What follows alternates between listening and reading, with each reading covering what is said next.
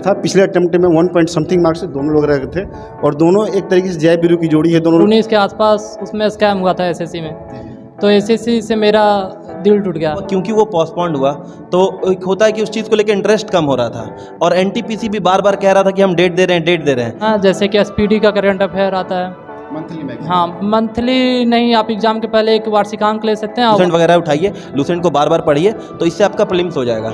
SSC का जो most of the exam है उसमें वो प्रीवियस ईयर पे बेस्ड है। मैथ में अगर एक आध सवाल में प्रॉब्लम हो भी गया तो आप निकालेंगे, क्योंकि आपके पास यहाँ सबसे बड़ा फैक्टर है, आपके पास टाइम बहुत है। हिस्ट्री के लिए घटना चक्र, साइंस का पढ़ाई खान सर से और क्वेश्चन घटना चक्र ये, और ज्योग्राफी का आप घटना चक्र बना लीजिए। ये 3 अगर आपका कंप्लीट है तो फिर आपको नहीं, आपका सिलेक्शन नहीं रुकेगा मैथ रीजनिंग के साथ। सचते हैं लोग कई बाजारू सामानों से, तुम मेहनत का सिंगार करो, अपनी हदों को पार करो। क्या बात है, बहुत बढ़िया, मजा आ गया। नमस्कार दोस्तों, स्वागत है आप सबका एक और इंस्पायरिंग और इन्फॉर्मेटिव वीडियो में। आज हमारे साथ नीरज जी हैं और अंकित जी हैं। ये दोनों लोग एसआई हुए यानी कि दरोगा जी बने हैं बिहार में। आप लोग काफ़ी डिमांड थी, हम पीसीएस का भी इंटरव्यू करते थे, ऑफिसर का, आईएएस का, आईपीएस का भी इंटरव्यू करते थे। तो डेट टाइम आज से 1.5 महीना पहले इसका रिजल्ट आया था बिहार एसआई का। तो आप लोग काफ़ी भारी डिमांड थी कि किसी टॉपर के साथ, हालांकि यहाँ टॉपर की तो बात नहीं, यहाँ पर रैंकिंग सिस्टम नहीं होती उतनी, तो किसी से इंटरव्यू करें जिसमें उनके स्ट्रेटेजी, मोटिवेशन और सबसे बड़ी बात क्या स्ट्रेटेजी में कौन कौन सा बुक लिस्ट है, कंटेंट है और कैसे प्रिपरेशन करा जाए कि बिहार एसआई को क्रैक किया जा सके। और इन लोगों का सेकंड अटेम्प्ट था। पिछले अटेम्प्ट में 1 पॉइंट समथिंग मार्क्स से दोनों लोग रहे थे और दोनों एक तरीके से जय बीरू की जोड़ी है दोनों लोगों की, और दोनों साथ में दरोगा बने हैं और बिहार में सर्व करेंगे ये दोनों लोग। तो नीरज जी, सबसे पहले आप कॉन्ग्रेचुलेसन्स, अपने बारे में थोड़ा ब्रीफली बताएं आप। Thank you sir. मेरा नाम नीरज पांडे है। मैं पिछले बार दिया था, ये मेरा दूसरा अटेम्प्ट है। पिछले बार कुछ मार्क्स के कारण मेरा रह गया था। पिछले बार भी प्री मेंस और फिजिकल क्वालिफाई करके किए थे, लेकिन मेरिट में नहीं हो पाया था। अंकित जी, आपको भी कॉन्ग्रेचुलेसन्स मैं कहना चाहता हूँ, अपने बारे में ब्रीफली बताएं आप। मेरा नाम अंकित कुमार है, मैं पटना से ही बिलोंग करता हूँ। और लास्ट ईयर जब हमारा एग्ज़ाम हुआ था, 2019 वाला जो हुआ था, उसका एग्ज़ाम हमारा 2020 में हुआ और मेंस भी 2020 में हुआ, फिजिकल 2021 में हुआ। और उसमें फिजिकल में लोगों को टाइम मिल गया था काफ़ी, तो इस वजह से क्या हुआ कि सिलेक्शन रेट भी फिजिकल में ज़्यादा था। और क्योंकि रनिंग विंटर के टाइम थी तो लोगों के लिए बहुत आसान पड़ा वो चीज़ को कर पाना। और इस बार क्या हुआ कि इस बार हम पिछले बार नहीं होने के कारण हम इस बार दोनों लोग साथ में लगे रहे, एक दूसरे को गाइड करते थे। कुछ चीज़ें ये मुझे बताते थे, कुछ चीज़ें मैं इनको बताता था। आज के समय में बेरोजगारी बहुत ज़्यादा है, ये आप भी मानते हैं। ग्रुप डी के लिए भी बीटेक वाले फॉर्म डाल रहे हैं आजकल। क्वालिफिकेशन की बात करिए, एजुकेशनल क्वालिफिकेशन की बात करिए, तो बिहार एसआई में भी पीएचडी वाले तक आ रहे हैं जो अप्लाई कर रहे हैं कि भैया मेरा सिलेक्शन हो जाए, गवर्नमेंट जॉब मिल जाए। आप लोगों की पढ़ाई लिखाई क्या रही है? मेरा मैथ से ग्रेजुएशन रहा है और मेरा भी एमएससी मैथ से होने के बावजूद मुझे इस फील्ड में आना पड़ा, क्योंकि मतलब मेरा एक रुझान नेट और जेआरएफ के साइड भी था। बट क्योंकि ये जॉब मतलब एक बार मैं इसको एग्ज़ाम को दिया था और नहीं हुआ था, तो एक होता वो चीज़ बहुत अट्रैक्ट कर रहा था और वो चीज़ चाहिए था, इसलिए इस चीज़ के पीछे लगा रहा। आपका मतलब क्या रहा है एजुकेशनल बैकग्राउंड और ख़ास करके मोटिवेशन जो वर्दी का वो होता है, वो कुछ फैक्टर रहा है क्या? ये मेरा स्टार्टिंग में यूपीएससी को लेकर रुझान था, लेकिन समय बीतने के साथ जब उसका ये हमको सिलेबस समझ में आया तो लगा कि पहले देख लिया जाए इधर, कहीं सेटल हो जाया जाए। तो पॉलिटिकल साइंस लिए ग्रेजुएशन में, और उसके बाद तैयारी करने लग गए थे हम एसएससी का। एसएससी का कुछ दिन तैयारी किए तो 2019 के आसपास उसमें स्कैम हुआ था एसएससी में, तो एसएससी से मेरा दिल टूट गया। और उसके बाद हम चले आए, उसी वक्त 2019 में ही ये बिहार दरोगा का पहला फॉर्म आया, दूसरा फॉर्म आया था।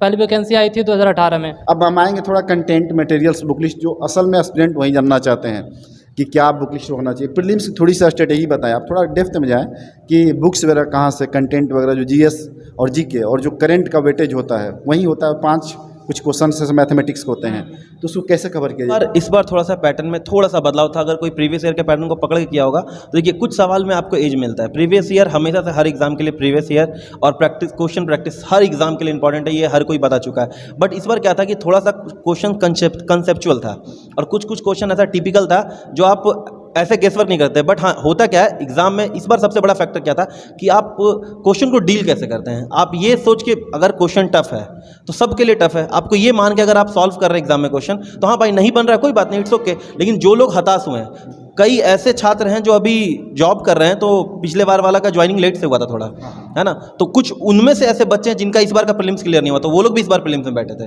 रीज़न वही था कि क्वेश्चन थोड़ा सा टिपिकल था। तो कुछ एनसीईआरटी जैसे मेंस में एनसीईआरटी का रोल बहुत बढ़ जाता है, बट प्रीलिम्स में आप अगर देखिए, प्रीलिम्स का क्वेश्चन टफ था, क्वेश्चन हार्ड आता है, कुछ आता है, लेकिन वही कट ऑफ कम हो जाता है फिर अपने आप। तो आप इजी क्वेश्चन को उठा के, जैसा इन्होंने बताया कि भाई लूसेंट वगैरह उठाइए, लूसेंट को बार बार पढ़िए, तो इससे आपका प्रीलिम्स हो जाएगा। और मतलब करंट अफेयर का मेरा एक सोर्स था कि एसपीडी हर मंथ, एसपीडी का जो वार्षिकांक आता है वो अपडेट हो गया था, तो अल्टरनेट मंथ में मैं लेता था कि एक मंथ लिया, उसको 2 मंथ पढ़ा, फिर नेक्स्ट मंथ लिया। क्योंकि एग्ज़ाम के पहले भी आप 1-2 महीने पहले करंट अफेयर पढ़ना स्टार्ट कीजिएगा तो कवर हो जाएगा। हाँ, क्योंकि जो करंट अफेयर है ना, वो थोड़ा उबाऊ टाइप का चीज़ है, तो आप हर मंथ उसको पढ़ नहीं सकते हैं। एग्ज़ाम के वक्त एक जुनून रहता है करंट अफेयर पढ़ना है, पढ़ाई करना है, तो उसमें आप पढ़ सकते हैं, खींच सकते हैं उसको। मेंस की बात करी जाए, प्रीलिम्स में कितने भी आ जाए, कितने भी मार्क्स लगाओ कि मैटर नहीं करता, वो तो बॉर्डर पर जाना है, उसको बस पार करना है। तो मेंस की बात करी जाए तो मेंस में कौन सा सेक्शन का, देखिए मैं क्योंकि इंटरव्यू पहली बार कर रहा हूँ दरोगा लोगों के साथ, ठीक है, तो किस सेक्शन पर ज़्यादा फोकस किया जाए तो उसका बेनिफिट मिलेगा, और थोड़ा रिसोर्सेज के बारे में बताइए, डेप्थ में थोड़ा बताइए इसमें। देखिए, बीपीएसएससी का जो मोस्ट ऑफ द एग्ज़ाम है उसमें वो प्रीवियस ईयर पे बेस्ड है, मतलब अप टू 90%, खासकर आप मेंस का सवाल उठाएगा इस बार भी जितना भी टिपिकल क्वेश्चन है वो मतलब सब 90% क्वेश्चन आपका इस पे बेस है, प्रीवियस ईयर पे। बट फिर भी आप एक साइंस को एक बना सकते हैं अपना बैक, है ना, साइंस को आप बैक कर सकते हैं, साइंस से अपने आप को बैक कीजिए, आप हिस्ट्री से अपने आप को बैक कीजिए, है ना, ज्योग्राफी, ये तीन चीज़ बहुत बड़ा फैक्टर है। और बाकी मैथ एंड रीजनिंग है, मैथ रीजनिंग बहुत आसान आता है। अगर आपने कभी भी अगर कौन सा लेवल का आता है? मैथ रीजनिंग आप रेलवे से भी नीचे लेवल का आता है, रेलवे से भी नीचे लेवल का आता है। मतलब अगर आप कभी थोड़ा मोड़ा भी मैथ और रीजनिंग ढंग से किए होंगे तो आपको रीजनिंग में तो किसी सवाल में प्रॉब्लम होगा ही नहीं, और मैथ में अगर एक आध सवाल में प्रॉब्लम हो भी गया तो आप निकालेंगे, क्योंकि आपके पास यहाँ सबसे बड़ा फैक्टर है, आपके पास टाइम बहुत है सवाल करने के लिए। जैसे बाकी जगह क्या है कि भाई आपके पास टाइम का कमी है, जल्दी जल्दी करना है रेलवे में, लेकिन यहाँ क्या आपके पास एक टाइम गैप बहुत लंबा मिलता है, जिसमें आप आराम से 2 घंटे में 100 सवाल करना है। 80 सवाल करने में आपको मुश्किल से 40 से 45 मिनट लगेगा, बाकी आपके पास लगभग 1 घंटा 10 मिनट बचा हुआ है मात्र 20 सवाल करने के लिए, तो आप तो अच्छे से कर सकते हैं। 20 से 22 सवाल आते हैं। और जहाँ तक बात है, आप हिस्ट्री अच्छा कीजिए, साइंस एक फैक्टर है। साइंस का मेरा सोर्स जो था, साइंस के लिए मैंने खान सर को फॉलो किया था, खान सर का ऑनलाइन क्लासेस वगैरह ले लिया था और साइंस का वहीं से किया, तो साइंस का मेरा ये सोर्स था। हिस्ट्री के लिए मेरा घटना चक्र पे ज़्यादा रुझान था, तो मैं घटना चक्र से हिस्ट्री चक्र, हाँ, घटना चक्र बीपीएससी को भी मैं एक नज़र से देख रहा था कि हाँ भाई बीपीएससी भी देना है, तो इसलिए तो हिस्ट्री के लिए घटना चक्र, साइंस का पढ़ाई खान सर से और क्वेश्चन घटना चक्र, ये, और ज्योग्राफी का आप घटना चक्र बना लीजिए। ये 3 अगर आपका कंप्लीट है तो फिर आपका सिलेक्शन नहीं रुकेगा मैथ रीजनिंग के साथ। देखिए, एक माइंड में कट ऑफ होता है, कितना कट ऑफ मुझे ऊपर जाना है, एक्सपेक्टेड कट ऑफ अभ्यर्थी के एस्पिरेंट के बीच में होता है। क्वेश्चन हम नहीं कर पा रहे उतना मेंस एग्जाम में चाहे प्रीलिम्स में, तो जो क्वेश्चन नहीं आ रहे हैं उसको सॉल्व करने का टैक्टिक्स क्या होगा? क्या हम माइनस मार्किंग की तरफ जाएंगे, कैसे करेंगे उसे? देखिए, पहली बात तो आप एग्ज़ाम के पहले कितना कट ऑफ जाएगा ये डिसाइड कर नहीं सकते हैं, क्योंकि एक होता है, हाँ, क्वेश्चन की प्रकृति कैसी रहेगी ये बहुत मैटर रखता है। क्योंकि हम सब सोचे थे कि इस बार प्री में बहुत ज़्यादा कट ऑफ चला जाएगा, लेकिन क्वेश्चन थोड़ा टिपिकल पूछ दिया था, थोड़ा हार्ड जैसा ये बताया है, तो कट ऑफ भी उसके अनुसार कम गया। तो आप अब ये नहीं सोच सकते हैं हाँ 100 क्वेश्चन इसमें बनाना रहता है, आपको 100 का 100 अटेम्प्ट लेना है, ऐसा नहीं कि आप कुछ क्वेश्चन छोड़ सकते हैं। तो इसमें आपको 100 का 100 क्वेश्चन बनाना है, क्योंकि निगेटिव मार्किंग बहुत कम रहता है। तो जो नहीं आता है उसको भी आप कोशिश कीजिए, उसके करीब तक पहुंचिए। जैसे 2 उसमें ऑप्शन छाट दिए, फिर 2 में से हम देखते हैं कि सबसे करीब कौन है, तो उसको आपको ये करना है। और दिमाग बहुत शांत करके बैठिएगा ना, तो आपको वो पता चल जाएगा। नहीं पढ़े तो भी उसका आंसर पता चल जाता है। सीजीएल की लोग प्रिपरेशन करते हैं, रेलवे की प्रिपरेशन करते हैं, और एसआई का भी जो एग्जाम होता है कहीं ना कहीं एक पैरेलल है, मतलब कहा जाए तो इसमें उतना कंपटीशन है, और सिलेबस में थोड़ा सीजीएल मैथ में वो इंग्लिश का थोड़ा सा वेटेज ज़्यादा है। तो कौन सा मतलब कि इजी कहा जाए कि वो एस्पिरेंट उसको ग्रैब कर सकते हैं? देखिए अगर आप टेबल वर्क बहुत ज़्यादा कर सकते हैं, आप टेबल पे बैठ के बहुत पढ़ सकते हैं, तो आप सीजीएल के लिए जा सकते हैं, अगर आप कुछ चीज़ों को बहुत ज़्यादा याद कर सकते हैं तो।